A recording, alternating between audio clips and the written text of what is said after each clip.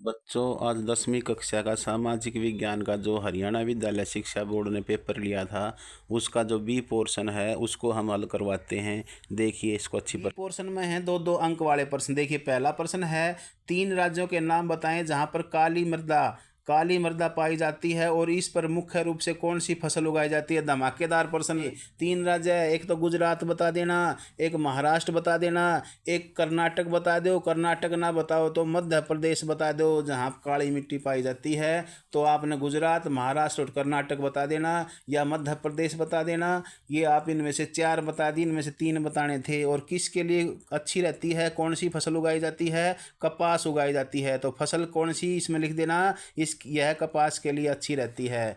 2 number खड़े हो गए टाली के से। अगला प्रश्न देखो, अगला प्रश्न देखिए, जायद फसल क्या है? 2 उदाहरण बताएं। बहुत ही अच्छा प्रश्न है, जो काफ़ी बार मैंने आपको समझाया है, काफ़ी बार चलते चलते भी समझा दिया आपको, क्लास में से बाहर निकलते निकलते ही बता दिया। जायद फसल ये हूँ भाई, जायद फसल वे होती हैं जो गर्मी के दौरान बोई जाती हैं। बहुत गर्मी पड़ती है जब सिंचाई की सहायता से जो फसल बो लेते हैं, इसमें क्या होती है, खीरा, ककड़ी, तरबूज। खीरा, ककड़ी, तरबूज ये क्या होती हैं, जायद ऋतु की फसल हैं। उदाहरण दे दिए हमने, खीरा दे दी, ककड़ी, तरबूज और भाई मतीरी, ये क्या हैं, जायद ऋतु की फसल हैं। अगला प्रश्न देखिए, वैश्वीकरण से आप क्या समझते हो? बहुत ही अच्छा प्रश्न, 2 नंबर का कति खरा प्रश्न है। वैश्वीकरण का मतलब है कि किसी देश की अर्थव्यवस्था विश्व के दूसरे देशों के साथ जोड़ना।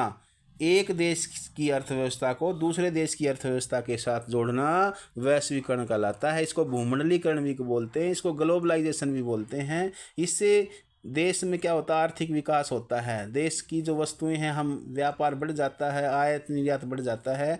ये वैश्वीकरण का फायदा है। कृषि का भी विकास होता है वैश्वीकरण से। दूसरे देशों से कृषि यंत्र मंगाते हैं, उर्वरक मंगाते हैं, हम सप्लाई भी कर देते हैं। तो वैश्वीकरण के काफ़ी लाभ हैं। अगला प्रश्न देखिए, अगला प्रश्न भी धमाकेदार आ गया भाई। देखो, सरस्वती सिंधु सभ्यता की नगर योजना की 2 प्रमुख विशेषताएं बताएं। बहुत ही आसानी प्रश्न है, विशेषता बता देना। एक तो सरस्वती सिंधु सभ्यता थी, उसमें नगरों की जो गलियां थी वो चौड़ी थी, एक विशेषता। तो और गलियां सीधी थी गलियां, चौड़ी गलियां थी। दूसरी विशेषता क्या थी कि सरस्वती सिंधु नगर में जो 2 पार्ट बना रखे थे नगर के, एक ऊंचा था एक नीचा, और नगर के 2 भाग थे, एक निचला भाग और एक ऊंचा भाग। अगला प्रश्न देखिए, तराइन के युद्ध कब और किसके मध्य हुआ? कोई भी बता सकता, बहुत आसान प्रश्न है। तराइन का युद्ध कब हुआ? सभी को पता है, तराइन का युद्ध हुआ था 1192 में। कब हुआ था बच्चों? 1192 में। ये तराइन है ना, करनाल में है। तरावड़ी बोलते हैं इसको, आज इसको तरावड़ी कहते हैं। यहाँ चावल बहुत हुए हैं, चावल बहुत ज़्यादा होते हैं यहाँ।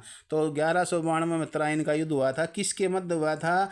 पृथ्वीराज चौहान और मोहम्मद गोरी के बीच में हुआ था। किस किस के बीच में? पृथ्वीराज चौहान और मोहम्मद गोरी के बीच में युद्ध हुआ था। अगला प्रश्न देखिए, लोकतंत्र को सबसे बेहतर व्यवस्था क्यों बताया गया है? बहुत ही आसान प्रश्न है। लोकतंत्र को बेहतर व्यवस्था क्यों बताया है? 2 कारण लिखिए। देखिए, लोकतंत्र को बेहतर इसलिए बताया गया है कि लोकतंत्र को सबसे बेहतर बताया गया था क्योंकि यह नागरिकों में समानता को बढ़ावा देता है। पहली बात तो यह है कि नागरिकों में समानता को बढ़ाता है और व्यक्ति की गरिमा को बढ़ाता है। और दूसरा, इससे जो फैसले हैं उसमें बेहतरी आती है, अच्छे फैसले होते हैं लोकतंत्र में।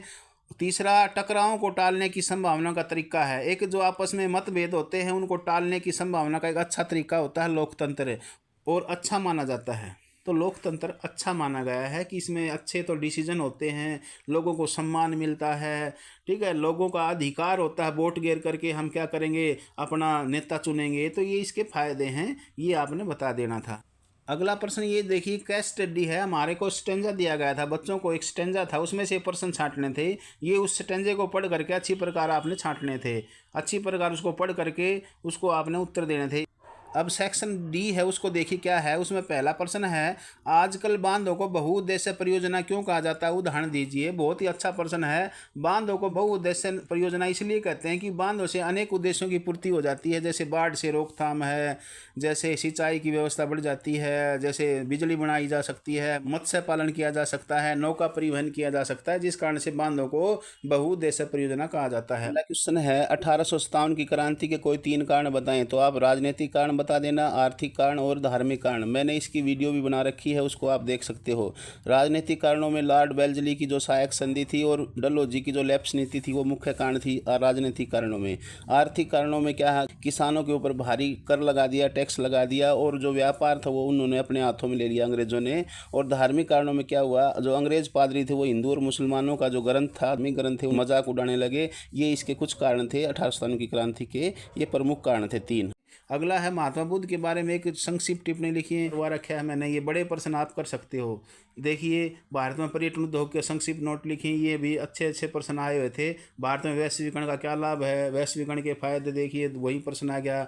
ये 1986 कोपरा आ गया, वही आ गया, देख लीजिए। साम्राज्यवाद के भारत पर क्या प्रभाव पड़े, ये बड़े प्रश्न है। राजनीतिक दल क्या है, ये राजनीतिक दलों का प्रश्न आ गया। देखिए अगला प्रश्न है, कृषि उत्पादन में वृद्धि करने वाले सरकार के, ये मैंने करवाया था कि सरकार का क्या योगदान रहा है।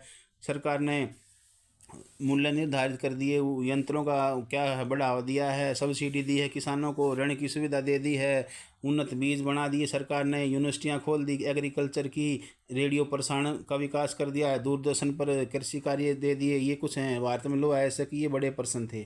अब अगला जो सेक्शन है वो है हमारा मानचित्र कार्य। मानचित्र कार्य में देखिए, दिए गए विश्व के रेखा मानचित्र पर 2 प्राचीन सभ्यताएं दिखानी थी। कोई भी 2 सभ्यताएं दिखा सकते थे, जैसे अपनी सरस्वती सिंधु सभ्यता दिखा देना, मोसोपोटामिया सभ्यता दिखा सकते थे, आप माया सभ्यता दिखा सकते थे। मैंने एक मानचित्र की वीडियो बना रखी है, पहली वीडियो, उसमें 2 सेकंड की वीडियो है ना, उसी में आपको ये प्रश्न हो जाते हैं 2, तो आप ये दिखा सकते थे विश्व के मानचित्र पर।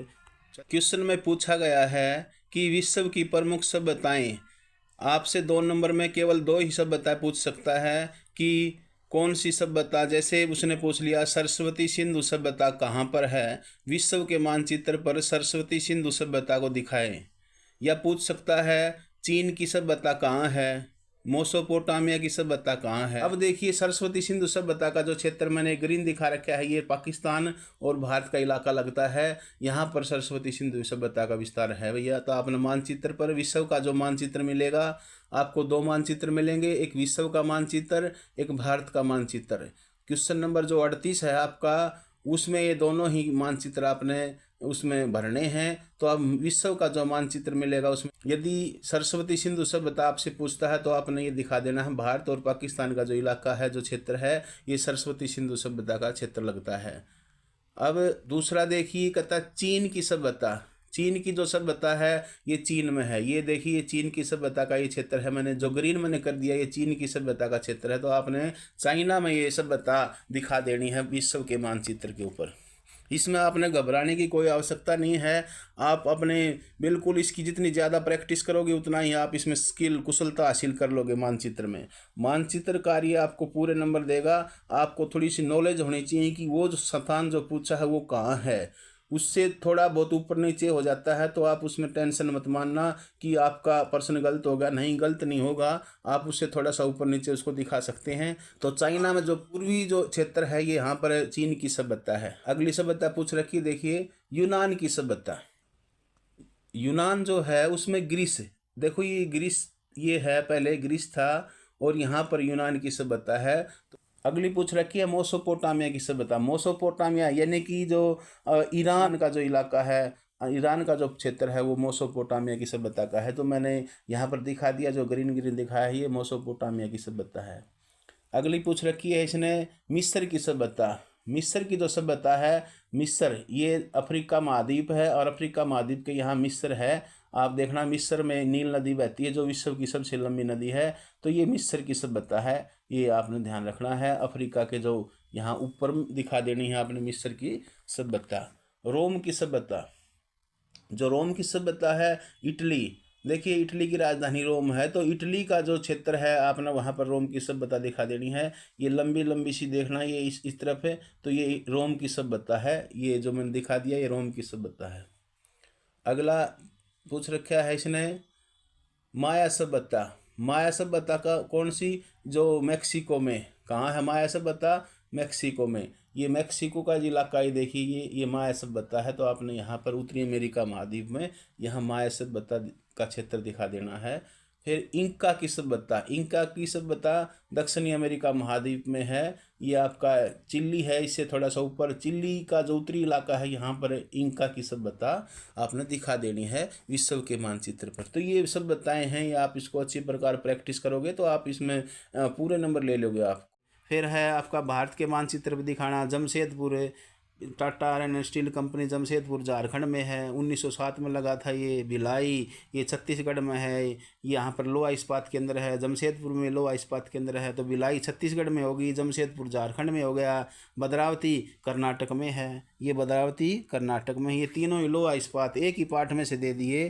तो ये हमारा आज का पेपर था। यदि वीडियो आपने अच्छी लगी हो तो इसको लाइक कर दीजिए, शेयर कर दीजिए, और आपने ये वीडियो देखी इसके लिए आपका धन्यवाद। जय हिंद, जय भारत।